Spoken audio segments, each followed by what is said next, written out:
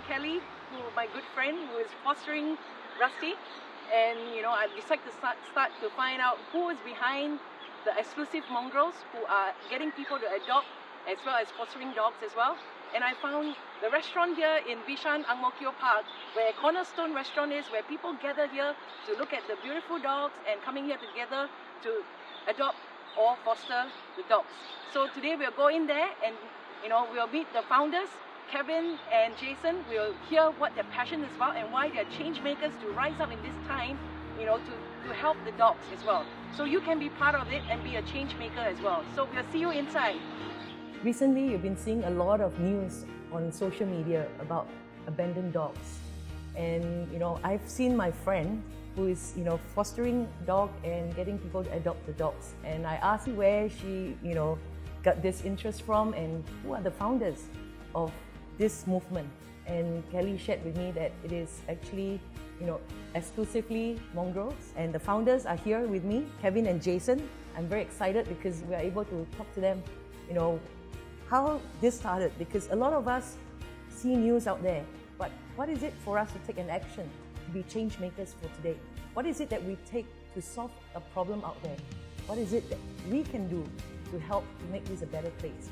So let's meet Kevin and Jason. Can you share with us what got you started for this movement? Well, Kevin loves animals. Every year during his birthday, I have to give him a little birthday present, and I thought, what better gift to give him than to start an animal welfare group that can do something good about it. So we started exclusively Mongrels. Our main focus has always been to bail out the impounded dogs, and then we'll find foster homes for them, and then subsequently get them adopted out into good families. You're saying that Mongrels are specials. Why do we call them Singapore specials? They're special because they're extremely intelligent. They are resilient to a lot of diseases and all that because they're not inbred, they're not problem dogs, they're not pedigree dogs, so they get all the good genes. Do you often feel like giving up? To be very honest, once or twice, yes. We know for a fact that something needs to be done for the stray dogs. We knew that if we were to start, there is absolutely no way that we can stop. Because if we were to stop, we won't be able to be the change that we want to be. We are very fortunate to have a very good team of volunteers who really dedicate their time, their effort to make this work out. So how does one be a part of what you do? We post on Facebook. We don't have a very huge following, but fortunately the people who go on Facebook groups and like our groups are really strong supporters for what we believe in. We do get quite a few people helping us, and through these people, they share our page. You probably need some funds as well. How do you get to be sustainable? Primarily our funds come from our adopters. Although we don't charge adoption fees for dogs getting adopted, we've been very fortunate that a lot of our adopters actually donate. When we appeal online, we get substantial donors who also donate to us. And at every adoption drive that we attend, which is on average about one a month, we set up a small table and we sell merchandise, from t-shirts to vintage mugs, and that's when we also get people to support us by buying the merchandise. We do not have a shelter. We don't have to pay the landlord for the rental of the space. We don't have to pay workers to clean up the space and all that.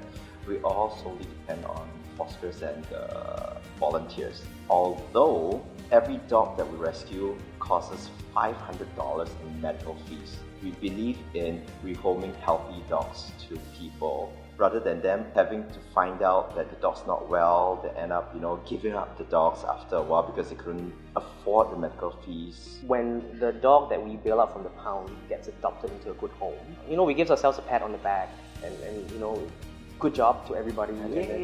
And we move on to the next one, knowing that, we've rehomed one dog, and for that dog, the life has changed completely. What are the things that you hope to see in the future?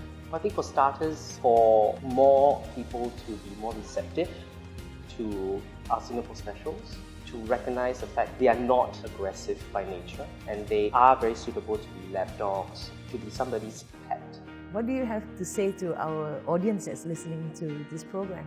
I think one area that I think we didn't touch on is people being more compassionate towards dogs, particularly stray dogs. Of course, on a daily basis, we hear complaints about stray dogs chasing cyclists, chasing joggers. and which prompts, obviously, the authorities to take action. I think as a society at large, we need to be more compassionate. I hope that Singaporeans or people who live in Singapore can exercise more tolerance and more compassionate towards the stray dogs.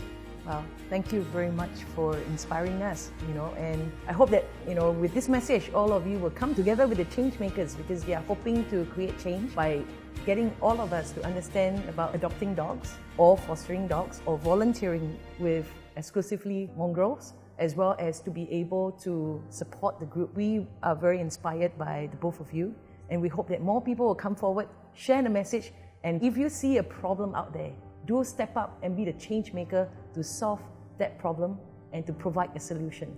And for more message out there and more videos, do sign up with us, subscribe with us at Ilim Chew TV, and we hope to see more change makers in the making.